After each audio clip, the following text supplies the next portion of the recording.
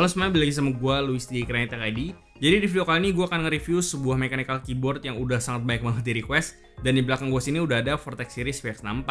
Nah, keyboard ini bisa dibilang cukup banyak ditunggu. Karena yang pertama karena keyboard ini wireless. Lalu yang kedua dia punya layout yang compact yaitu di 60%. Lalu dia hot swappable juga. Dan karena ini datang dari Vortex Series, jadi kita bisa expect harga yang sangat affordable dengan mempertimbangkan segala hal yang dapetin di keyboard ini. Nah, seperti biasa sebelum gue mulai, gue mau ajak kalian dulu untuk subscribe ke channel ini. Karena kedepannya gue masih akan nge-review barang-barang yang keren lagi. Dan jangan lupa untuk nyalain lonceng di bawah supaya nggak ketinggalan notifikasi dari channel ini kalau misalkan ada video baru. Oke, jadi keyboard ini ada di harga 950.000 dan bisa dibilang ini adalah keyboard premium pertamanya Vortex Series yang harganya itu hampir nyentuh ke 1 jutaan.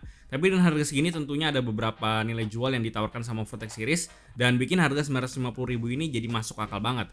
Contohnya seperti universal stop socket, lalu Bluetooth 5 dan lain-lain yang nanti akan gue jelasin lagi. VX64 ini punya 3 opsi warna yaitu abu-abu hitam, putih abu-abu dan juga warna pink hijau putih yang bisa kalian pilih sesuai dengan selera masing-masing. Tapi sayangnya keyboard ini cuma ada opsi Gateron Brown switch aja. Cuma menurut gue sepertinya nggak masalah karena switch seperti Gateron Brown sepertinya udah banyak disukai sama banyak orang. Dan kalau misalkan kalian nggak suka pun, kalian mau ganti switch juga gampang karena kalian nggak perlu melalui proses soldering segala karena keyboard ini juga udah hot swap. Keyboard ini case-nya dari plastik biasa dan build quality-nya kurang lebih sebenarnya sama kayak keyboard 60% lainnya kayak N Pro 2. Solid-solid aja karena keyboard ini bawahnya memang udah kecil. Lalu plate-nya itu dari bahan steel plate yang cukup umum di keyboard pada umumnya. Tapi sayangnya coating dari plate-nya itu dari bahan fiberglass yang sangat gampang banget lecet. Apalagi kalau kalian lagi cabut-cabut switch. Keyboard ini kabelnya braided dan kalau kalian nggak suka kalian bisa ganti karena dia detachable Type-C. Dan kita udah dapat keycap spooler yang gua nggak saranin untuk dipakai. Ada switch spooler, lalu ekstra keycap kalau misalkan kalian pakai macOS dan ekstra satu switch Gateron Brown juga. Dan untuk softwarenya seperti biasa kalian bisa remap semua buttonnya dan tentunya bisa set RGB lighting. Untuk layoutnya sendiri VX64 ini sebenarnya menggunakan layout 60%. Jadi ukuran keseluruhan keyboard ini kurang lebih sama kayak keyboard 60% lainnya. Tapi bedanya si VX64 ini punya arrow key. Jadi dengan layout 60% ini bagian shift kanannya itu dipendekin dan row 5 modifier paling kanannya itu berukuran 1U semua. Lalu shift kirinya juga menggunakan shift 2U yang dimana biasanya itu menggunakan 2,25U. Jadi beda dengan keyboard 65% kayak Ako 3008 yang ditambahin keynya satu kolom ke kanan, jadi nggak ganggu ukuran shift kirinya. Tapi pengalaman gue ngetik di keyboard ini setelah gue jadiin lay driver, gue pribadi sih sebenarnya nggak ada masalah sama sekali dengan layout shift 1U yang ada di sebelah kanan itu. Karena jari gue juga udah terbiasa ngetik di 10 jari. Lalu kelingking gue yang sebelah kanan juga udah terbiasa untuk reach ke area shift dan lainnya itu. Jadi buat gue pribadi sebenarnya nggak masalah dan transisinya juga nggak sulit. Apalagi kalau misalkan kalian terbiasa untuk ngetik di 10 jari. Tapi mungkin ini bisa berbeda tergantung dengan preferensi ngetik kalian. Lalu paling di sini gue cukup rindu atau kangen dengan kontrol dan alt kanan. Karena itu sering gue pakai juga. Tapi setelah gue beberapa minggu adjust dengan keyboard ini, lama-lama gue juga terbiasa. Lalu untuk shortcutnya, karena ini adalah keyboard 60%, menurut gue ini adalah salah satu keyboard yang shortcutnya itu sangat baik posisi dan implementasinya. Karena mereka tetap bisa nyatuin function RGB lighting, lalu patch up patch down, multimedia keys, semuanya ada di posisi yang udah baik banget. Contohnya kayak patch up patch down yang biasa dipakai untuk browsing itu ada di FNL dan titik. Lalu untuk print screen itu ada di FNU, lalu untuk multimedia kayak play pause dan sebagainya itu ada di FN, AS, DF, G, dan H. Jadi karena posisi fungsinya semua udah oke, jadi posisi tangan kalian waktu akses semua fungsinya itu juga nggak awkward dan semuanya bisa dengan gampang diakses, nggak kayak keyboard yang sebelumnya gue review yang dimana bahkan beberapa fungsinya itu hampir nggak bisa kepake. Jadi ya gue sangat apresiasi banget hal ini. Paling yang awalnya agak sulit buat gue untuk adaptasi itu adalah di keycap profilnya. Keycap bawahnya itu menggunakan profil GSA. Tadinya gue pikir ini keycapnya adalah DSA profile tapi ternyata bukan karena profilnya itu memang mirip-mirip. Nah buat kalian yang nggak tahu, keycap profile ini adalah profil tingkat angle atau kemiringan dari keycaps dan keycap profile itu ada banyak modelnya. Nah yang ada di keyboard pada umumnya itu biasanya menggunakan cherry profile atau OEM profile. Dan masih banyak lagi profil lainnya kayak DSA profile, XDA, SA, Taihou Cubic, dan lain-lain. Nah GSA profile ini sebenarnya gue juga baru denger dan setelah gue research, ternyata GSA profile ini adalah bikinannya GK atau yang bikin si GK64 ini. Jadi memang bentuknya itu mirip-mirip dengan DSA profile dan juga XDA profile. Cuma memang mungkin beda di tingginya aja. Tapi karena gue sekarang nggak megang keycap yang profilnya itu DSA dan juga SDA, jadi gue nggak bisa bandingin langsung bedanya itu seperti apa. Yang bikin gue sulit adaptasi itu awalnya karena semua keyboard yang pernah gue pakai itu adalah cherry profile. Sedangkan si GSA profile ini dari row atas sampai bawah itu rata semua. Tapi setelah adaptasi kurang lebih 1-2 jam akhirnya gue bisa terbiasa juga. Jadi memang perlu sedikit adaptasi. Lalu bahan keycapnya ini menggunakan bahan PBT dari SAP yang kualitasnya menurut gue udah cukup bagus. Tapi di unit gue arrownya ini agak mencong sedikit. Jadi printingnya mungkin nggak sempurna tapi cukup minder menurut gue. Selain itu kalau misalkan kalian pengen ganti keycaps, kalian itu nggak bisa cari keycap set yang murah-murah. Karena keycap set yang murah-murah itu biasanya nggak sediain shift 1U, shift 2U dan juga modifier yang ada di row bawahnya. Tapi sebenarnya tenang aja karena kalian itu sebenarnya masih bisa cari keycap set yang lengkap di website-website kayak AliExpress, KP Republic ataupun di KB Defense karena di sana itu biasanya lebih lengkap.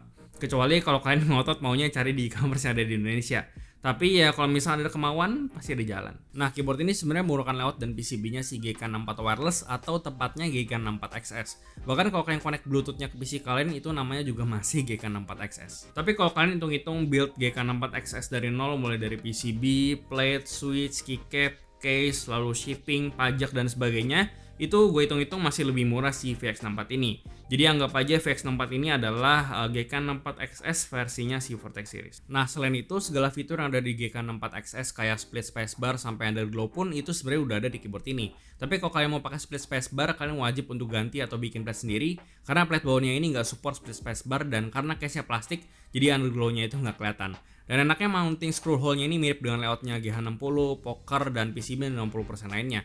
Jadinya PCB ini bisa kalian pasangin case kayak TOF 60% yang sebelumnya itu gue pakai di N Pro 2. Dan gue berencana untuk bikin modifikasinya si VX64 ini, makanya jangan lupa untuk subscribe dan juga nyalain lonceng di bawah supaya nggak ketinggalan videonya nanti. Di keyboard ini nggak ada power button, tapi kalian bisa pakai fungsi lock yang fungsinya sebenarnya kurang lebih kayak on off keyboardnya dan caranya tinggal hold F1 dan tap selama kurang lebih 5 detik. Lalu untuk koneksi wirelessnya, keyboard ini menggunakan koneksi Bluetooth 5.1. Jadi koneksi Bluetooth-nya bisa dibilang udah bagus selama kalian menggunakan transmitter atau receiver Bluetooth 5.1 juga.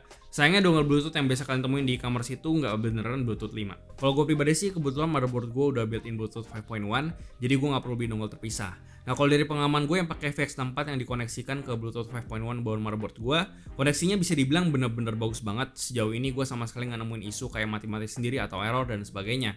Bahkan waktu gue coba main game kayak Valorant, Dota 2, CODMW, itu delaynya bener-bener minimum banget dan bahkan cenderung nggak kerasa. Jadi performa Bluetooth-nya bisa dibilang udah baik banget dan di bawah main game juga udah aman meskipun performanya masih belum kayak keyboard wireless 2,4 GHz yang gak ada delay sama sekali. Keyboard ini pakai baterai yang kapasitasnya itu 1900 mAh dan dia bisa tahan kurang lebih 2-3 hari di kondisi RGB-nya mati. Keyboard ini gak ada indikator baterai tapi kalian bakal dikasih tahu kalau baterainya udah mau habis, ya dimana nanti tombol alt-nya itu bakal kedip-kedip warna merah. Dan kalau kalian charge nanti alt-nya itu bakal nyala warna hijau dan kalau udah penuh nanti LED-nya bakal otomatis mati. Di sini kalian juga bisa atur standby time-nya dengan cara tekan F1 dan kontrol kiri dan setiap indikator angka ini standby time-nya itu selisih 5 menit. Jadi angka 1 itu 5 menit, angka 2 itu 10 menit, angka 3 15 menit dan seterusnya. Lalu untuk switch tadi gue udah bilang kalau keyboard ini menggunakan Gateron Brown, yang dimana Gateron Brown itu biasanya punya feel yang tactility-nya itu tipis banget kalau dibandingkan sama Ceramax Brown, Kyril Brown dan juga Otemu Brown. Dan gak wobble atau gak goyang sama sekali. Tapi anehnya Gateron Brown yang di sini punya tactility yang tidak tipis seperti yang biasanya pernah gue pakai. Lalu somehow tactile bump-nya ini ada semacam suara berderincit itu yang sejujurnya menurut gue bikin feel-nya itu kurang oke dan agak annoying. Selain itu switch-nya juga wobble atau goyang banget kalau dibandingkan sama Gateron Brown yang biasanya itu pernah gue coba. Jadi ya hal ini agak disayangkan aja menurut gue. Gue pribadi pun sebenarnya juga kurang tahu kenapa mungkin si Gateron Brown yang ada di VX64 ini badge-nya lagi kurang bagus. Jadi anggap aja si Vortex series lagi ngehoki. Tapi ya at least switch-nya masih bisa dengan gampang kalian ganti ke switch yang kalian suka karena keyboardnya atau PCB-nya juga udah hot swap. Nah untuk hot swap-nya di sini mereka pakai KL hot swap socket yang universal dan bisa kalian masukin hampir semua mechanical switch.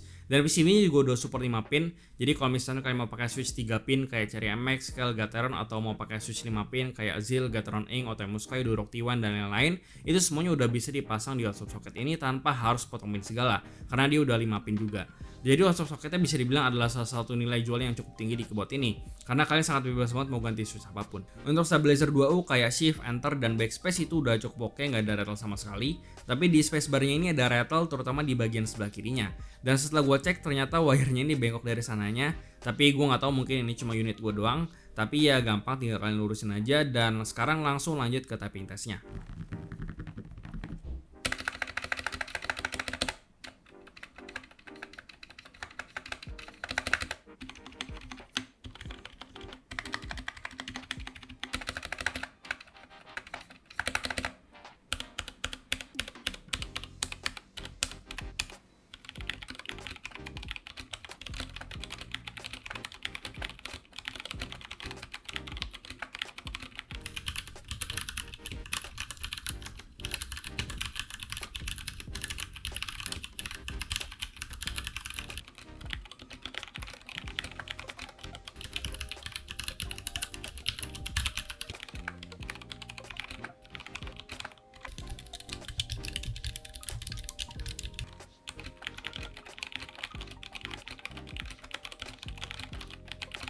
Sebagai kesimpulannya, Vertex Series VX64 ini bisa dibilang adalah keyboard yang sangat menarik banget karena udah punya fitur yang menurut gue sangat susah banget untuk ditolak. Contohnya kayak Bluetooth 5.1, lalu hot socketnya juga udah support PCB mount, jadi kita udah bisa masukin segala switch ke PCB-nya tanpa harus modifikasi pin segala. Dan bahkan layout PCB-nya udah sangat mendukung banget untuk kita bisa modifikasi plate dan juga case, karena layoutnya itu persis sama dengan G60, DZ60, Poker dan sebagainya.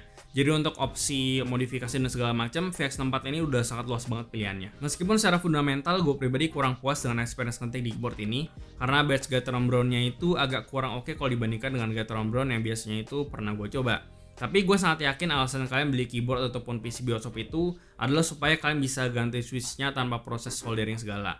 Jadi kalau misalkan kalian udah beli keyboard ini pun, gue sangat yakin kalau kalian bakal ganti switch juga ke switch yang kalian suka. Jadi untuk di harga 950.000, gue pribadi sebenarnya nggak bisa komplain apa-apa lagi, karena udah banyak banget yang bisa kalian dapetin di keyboard ini.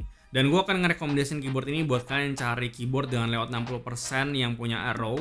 Tapi kalau misalnya kalian nyari layout lain kayak 75%, 96%, TKL, dan full size, ya tentunya rekomendasinya bukan ini. Dan ya gue rasa itu aja review gue soal Vertex Series VX64. Seperti biasa, kasih tau gimana pendapat kalian di kolom komentar di bawah. Like dan share jika bermanfaat, lalu follow semua sosial media kami di Facebook dan Instagram. Lalu join komunitas kami juga di Discord dan juga line open chat, semua linknya ada di deskripsi. Yang terakhir jangan lupa untuk subscribe. Gue Luis dari Krengit TKD, sampai jumpa di video berikutnya.